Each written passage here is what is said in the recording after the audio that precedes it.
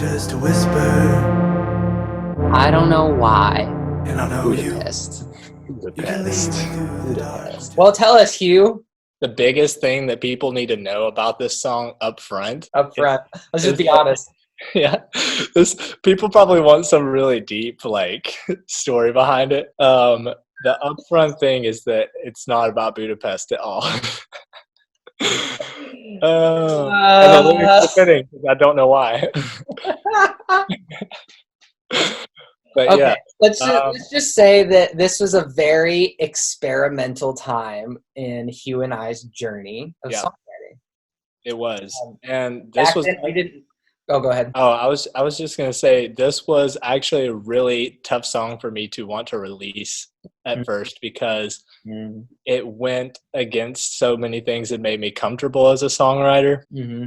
Because the song doesn't make sense Stand on that. and the lyrics don't make sense, but it felt right. Like there was a point it just felt like taking the risk was for our creativity more than anything. And then from a writing standpoint, actually let's go back a little bit. You sent me this song. I first tracked a vocal idea on March 2nd, 2018. Oh, you have the date. I do. That was the first time I came up with a vocal idea. The original audio file is called "The Rhythm of My Dreams."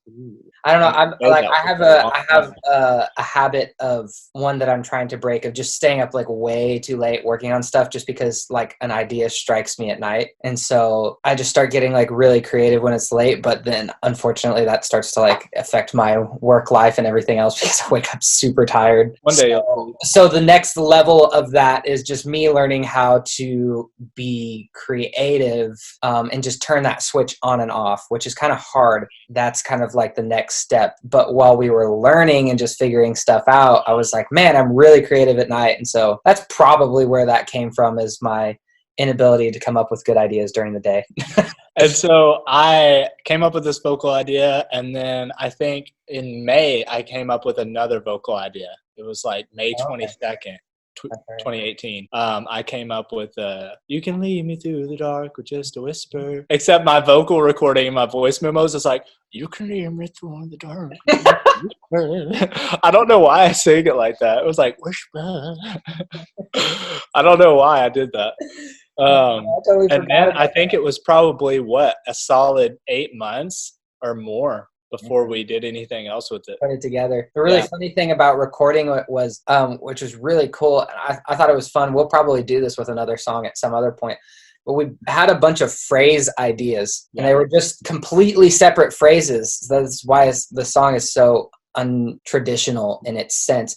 We have all these completely separate phrases, and we recorded them, and he recorded his harmonies and his doubles and all that jackwagonry. And then after he sang all those individual phrases over the same loop of music, then we started arranging stuff. We just started grabbing audio files and moving them around.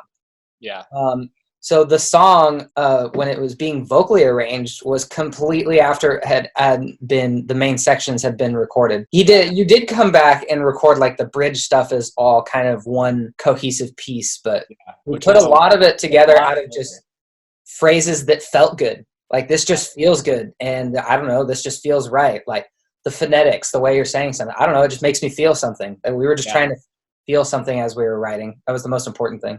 How did you make the vocal chop? How did I do that? Because I don't know it. Because that was in there when you sent it to me originally. Honestly, I'm pretty sure I have more money from just doing other productions now, and so I've been able to invest in gear. But one of the things that both got us very early started on was just getting samples from Splice. Kind of just working with those and chopping them up and making them our own. And that was cheaper than buying software synth or guitar pedals or whatever. And so I can't even remember what it was. I just took a random vocal from Splice that was in the same key as my guitar, and I just started chopping all the cool parts out of it and chopping them into tiny little bits and seeing what would work. And I just came up with that line. What's really funny is a lot of people tend to chop their samples up when they play them on the piano. The specific key that you play, they try to like pitch the vocal sample so that it plays the same pitch as the same key, so that it's kind of like you're playing the literal piano. For some reason, that's just not the way my brain works. I just put the samples onto just whatever key I feel like, and then I just kind of like close my eyes and I just start hitting buttons, like just goofing around, and then eventually I just come up with a rhythm, and it just feels more creative for me. Even though it's like it's not technically the right way you should do anything regarding music, because it's like nothing is tied to the correct pitch, but I just feel really creative when I just like kind of just shut my brain off and just come up with something that sounds cool. So that's kind of how that worked out. Yeah. Long-winded answer, I guess. But no, that's awesome. Yeah. And I think one of the things that was tough with the song, I wasn't super on board with the song really, I think, until the bridge came in. I liked it, but I didn't know for sure until the bridge came in. And the reason was because the style that we did, which we will do again, I know, it gave it a repetitiveness that I wasn't a huge fan of, because we just cut stuff and it did kind of repeat. And so even now it still basically repeats, but I remember when we had given the song over to Dwayne Wyatt, shout out, because he mix engineer who also has doubled as our, I guess, co-producer, you could say. Yeah, especially on this song. Specifically on this song, yeah. Because on the other songs he had done, like you had said, he had done, like some vocal effects and a few other things that were production wise, but this one he really he had done more production on. Yeah. There was just like the bones of it, just like the droning guitar part, like the general kind of drum vibe-ish. Some of the cooler kind of like chopped up samples Hugh had done. And then Dwayne took it to a whole new level with just like added percussion, synth layers, like all that good jazz that's in there extra. Like, I mean, honestly, the original song is like super bare bones. Yeah. So he actually gave it a dynamic. Yeah. That fit well and made it not seem so repetitive, because it had this new dynamic musically, while the vocals were still being repetitive. And but this was all later. I wrote the bridge and recorded the bridge before we'd ever sent it to him, and that was the one part of the song that actually really made sense, except for the beginning of it, which is "Take Bear to the Bunderhorse and ride it." The lyric that everybody wants to know about. I hope everybody wants to know about it. Jenny was literally, because we were talking about doing this. Jenny's my wife, for I guess anybody who would be watching this that didn't know. She asked me like just the other day, she's like, "What's he saying in the first part of the bridge? Like, what is that?" And she's like, she had thought it was something else, and I was like, "It's take bear to the Bunderhorse." And she was like, "What does that mean?" I was like, "I don't know." Okay, to be fair, I thought Bunderhorse was something when I read that line. I legitimately thought that Bunderhorse was something. I just didn't know what it was. I then discovered that it wasn't something. It sounded like it should be, but it sounded like something. It was fitting to what we had done previously with the song, which was everything up to that point, up to the bridge. The only other thing that I think significant about the production is just like how layered and detailed the vocals are in the bridge. And like I had pretty much nothing to do with that, because you just recorded all these ideas just like it seemed like in one night. And especially that ending scream kind of vocal that's got like, sounds like 1 million Hughs standing in a room. The funny thing is I'm pretty sure it's only until the wind dies out. Which is and crazy. then it's just like, what is it? Just like, it's like pitch shifted all around, and then there's like crazy like distortions. I don't even. It was one processing notes like on it. That's pretty wild. Murdered his vocals with over processing, and it just came out beautiful, which it does not always do. It was like an accidental, beautiful thing that I stumbled upon. We love a good happy accident. I guess we should also say that we're both pretty heavily influenced by Bon Iver. Oh yeah, Justin Vernon's the man. He's the bomb.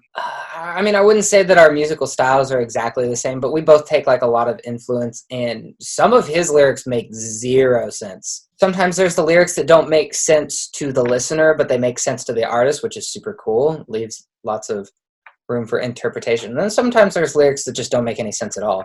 You can definitely tell he's done some of that, but yet his music is full of emotion and expressiveness, like wildly, like would love to be there someday. So this was our foray into that domain. Because his music is so emotional, and So you can read the lyrics and they may not make sense. and you could interpret his songs like 1,000 different ways. Like Yeah. it's based on where you're at in life, kind of. And that was something too. Brittany, my wife, we were just dating at the time, but this was one of her favorite songs, which was hard for me at first because I thought it was so poorly written because it didn't make sense. And I had tried so hard on other songs that we'll talk about it another time. But this was her favorite one. And I think it was because there was some sort of emotional connection that she was making with it, you know, before it was even finished, when it didn't even have the bridge. Mm-hmm. Yeah. But yeah, then we went on to do the bridge. I remember I recorded that in Oklahoma. We had done the rest of the song in California, and I recorded the bridge in Oklahoma in your brother's shop where I was living at the time. I just remember he basically just like, it was just like SM57. one day I went to bed and the next day I woke up and he was like, surprise, the bridge is recorded. And it's amazing. I remember I wrote that and I wanted to keep it kind of the style, also having the Justin Vernon influence. I remember what inspired me with that was this feeling of, is this going to really happen? Like, are we actually going to be able to get music out there? Is even this thing, Lost Boys, mine and Kevin's relationship with music, I think I was feeling kind of uninspired at the time. And so as I wrote those lyrics, I almost wrote them as this remembrance, saying like, I haven't fully lost sight of everything that we started with, and just kind of expanded on that. And even though it was like this kind of sailing boat kind of visualization, the feeling that came inside was that I wanted to hold on to those feelings that we had started with and the dreams that we had started with. That brings a point to my favorite lyric in the whole song is it like you hoist me up and then you pull me down? Yeah. That's the best part of the song, because he sings hoist me up with like an upward melody and then you pull me down and it's going downwards. It's just like such a great dynamic to the rest of the song. It's the part of the song that makes the most perfect sense. Right. I know. Out of everything. So was there anything else production wise? I feel like we started with the song that's probably the least when it comes to lyrics, and it was also the weirdest one that we did. And you should tell them about your inspiration behind the guitar, like the but I always forget the name of that song. It's by Volcano Choir. It's Bygone by Volcano Choir. Go listen to it. It's amazing. You'll probably hear the reference. Yeah. Which I'm super proud of. Some people kind of shy away from like, I have to be original and everything. Like, I think it's okay to take inspiration from stuff and just like grow in that.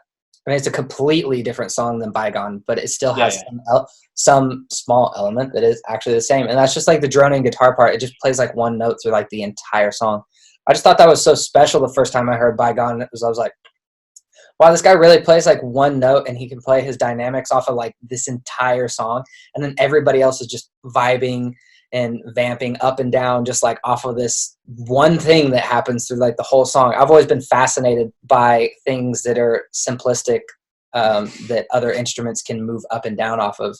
I've always thought that was a really interesting concept. And so Volcano Choir, their lead singer is also Justin Vernon, so both Bon Iver and Volcano Choir. Okay, so that's kind of funny. But yeah, it's just got a cool kind of droning guitar part, and I was like, this is a pretty old song for us, like a pretty old idea in terms of how long we've been working together, because like I said, this started just really in our experimentation phase, and it turned out to be a great song that I'm super proud of. I think that's pretty much Budapest. Do you have any other questions about it? There was something that we didn't cover, shoot us a message. We'll totally answer. Leave something in the comments or something on IG. But anyway, that's Budapest. We started with the weirdest song on the EP. Maybe we'll just end it with one of these. But I guess it only does one side. Yeah, let's do it on 3. 1, 2, 3. No, that was you were before me on my end, I guess. I don't know. I don't think this is gonna work. 1, 2, 3. No, see, that didn't work. That was too early. Cut. Cut.